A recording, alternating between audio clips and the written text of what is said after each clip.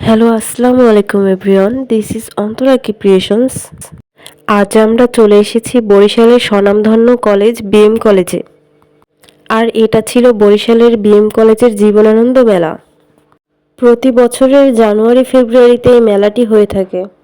তো আমরা আজ চলে এসেছি বরিশালের জীবনানন্দ মেলায় বিএম কলেজে, এবং এখানে এসে আমরা অনেক বেশি মজা করেছিলাম।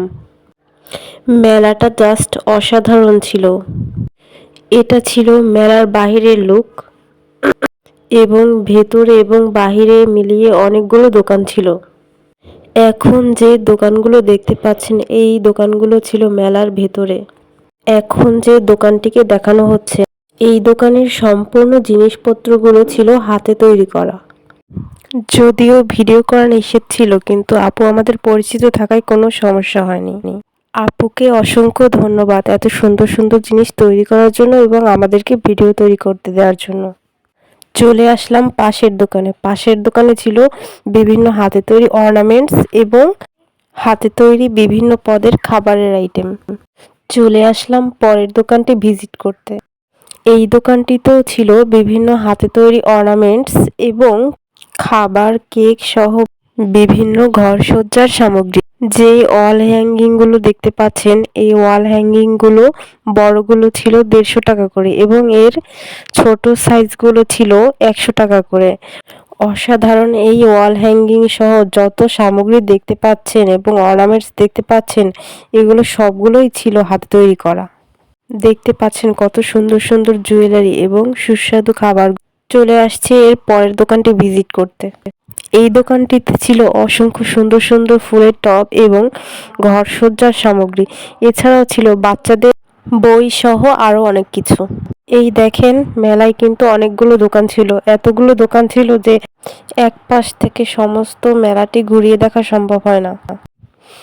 মেলাতে কিন্তু নাগরদোলাও ছিল। মেলায় ঘুরতে ঘুরতে একদম সন্ধ্যা হয়ে গেছিল। এটি ছিল সন্ধ্যার জীবনানন্দ মেলা। সন্ধ্যায় আমি এবং আমার রুমমেট গিয়েছিলাম। আমরা খুবই মজা করছিলাম, একে অপরের সাথে খুনসুটি করছিলাম। সন্ধ্যার সময় এই জীবনানন্দ মেলা দেখতে ছিল আরও বেশি জাঁকজমকপূর্ণ। রাস্তার পাশে বিক্রি হচ্ছিল ভেলপুরি, ফুচকা সহ আরও সুস্বাদু খাবার। রাস্তার পাশে খুবই সুন্দর সুন্দর ডাবল বেডশিটের বিছানার চাদর এবং কাবার বিক্রি হচ্ছিল, যেগুলোর দাম ছিল মাত্র 250 টাকা করে। বিছানার চাদরগুলো দেখতে ছিল খুবই সুন্দর। প্রত্যেকটা বিছানার চাদর ছিল 7 ফিট বাই 6 ফিট। এত কম প্রাইসে এত সুন্দর বিছানার চাদর শুধুমাত্র জীবনানন্দ মেলাতেই হয়তো সম্ভব। আমি যখন এই ভয়েসটি দিচ্ছি তখন আমার ভীষণই ঠান্ডা লেগেছে, তাই কোনো ভুল ত্রুটি হয়ে থাকলে অবশ্যই ক্ষমার দৃষ্টিতে দেখবেন।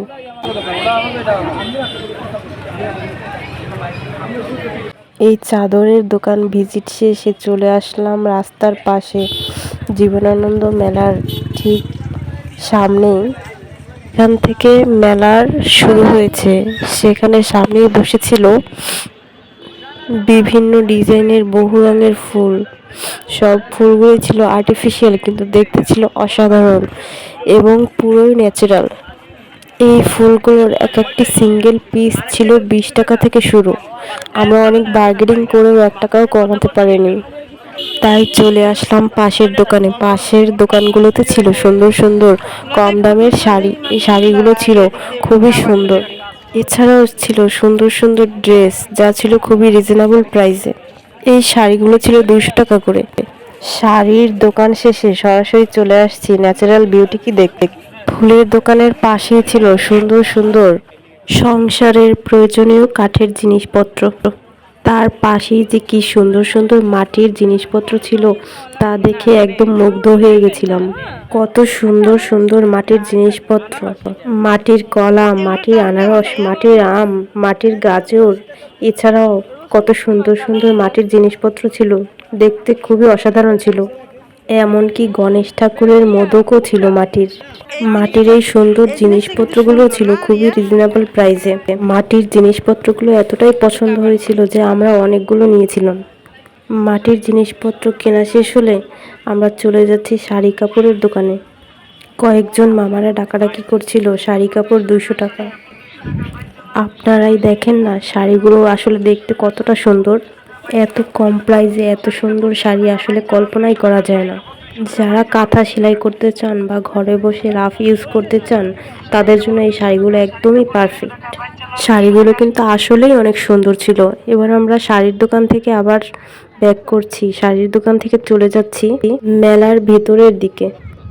আশেপাশেও যাওয়ার পথে কিন্তু আরও অনেক দোকান ছিল, আবার ওজন মাপার মেশিনও ছিল, কেউ কেউ দেখছিলাম আবার ওজনও মাপছে। বা মেলার ভিতরে খুবই সুন্দর ব্যবস্থা ছিল। মেলার ভিতরে কিন্তু অনেক সুস্বাদু আচার বিক্রি করছিল এক মামা। আচারগুলো কিন্তু খেতে ভীষণ মজা ছিল, আমরাও খেয়েছিলাম। আচার খাওয়া শেষে আমরা যাচ্ছিলাম মেলার ভেতরের দিকে এবং আমার রুমমেটকে বারবার সতর্ক করছিলাম যাতে মেলার ভিতরে হারিয়ে না যায়। বারবার বলছিলাম আমার হাত ধরে থাকিস, কিন্তু আবার মেলার ভিতরে হারিয়ে যাস না যেন। মেলার ভিতরে তাঁবুতে ঢোকার আগেই ছিল বিভিন্ন কসমেটিক্স এবং ফুলের দোকান। বিভিন্ন রঙের বাহারি ফুল ছিল সেই ফুলের দোকানটিতে। ফুলের দোকান থেকে মেলার ভিতরে ঢোকার পথেই দেখি এক ভাইয়া বসে আছে বিভিন্ন ধরনের গিফট জাতীয় জিনিস নিয়ে। এই জিনিসগুলো নাকি এই ভাইয়া নিজেই হাতে তৈরি করেছে। আমি তো শুনে অবাক, ছেলেরাও নাকি এত সুন্দর জিনিস তৈরি করতে পারে। বা কত সুন্দর জিনিস দেখেন। এর ভিতরে আবার হঠাৎ করে কারেন্ট চলে গেছিল, তারপরে এই ভাইয়াটা আবার লাইট জ্বালিয়ে দেয়। দেখেন জিনিসগুলো কিন্তু দেখতে আসলেও অনেক সুন্দর। বিভিন্ন ধরনের গিফট বক্স ছিল, কলমের বক্স ছিল, এছাড়াও ঝুড়ি টাইপের, প্যাকেট টাইপের আরও অনেক কিছুই ছিল। আমার গিফট বক্সগুলো খুবই ভালো লেগেছিল এবং ঝুড়িটাও অনেক সুন্দর ছিল, তাই আমি একটি গিফট বক্স আর ঝুড়ি কিনে নিয়েছিলাম।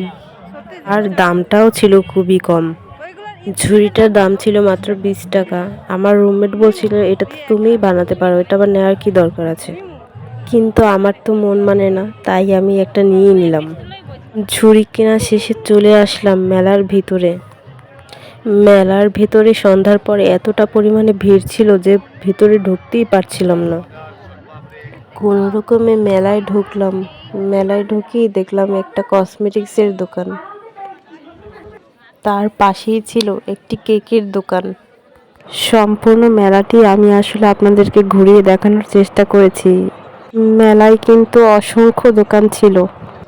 আপনাদের কোন দোকানটি সবচেয়ে ভালো লেগেছে অবশ্যই কমেন্ট করে জানাবেন, এবং ভিডিওটি পছন্দ হয়ে থাকলে অবশ্যই চ্যানেলটি সাবস্ক্রাইব করে পাশে থাকবেন।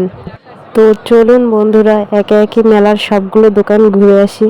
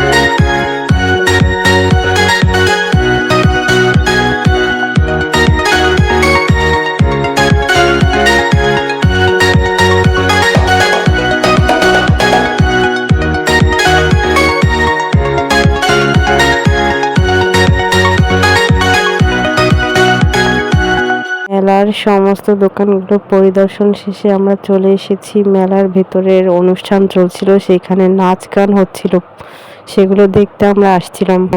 বাগিচায় বুলবুলি তুই ফুল শাখাতে দিসনে আজে দোল, এই গানটিতে একটি ছেলে এত সুন্দর পারফর্ম করছিল যা অতুলনীয়। তো আজকের মতো এখানেই বিদায় নিচ্ছি। আসসালামু আলাইকুম।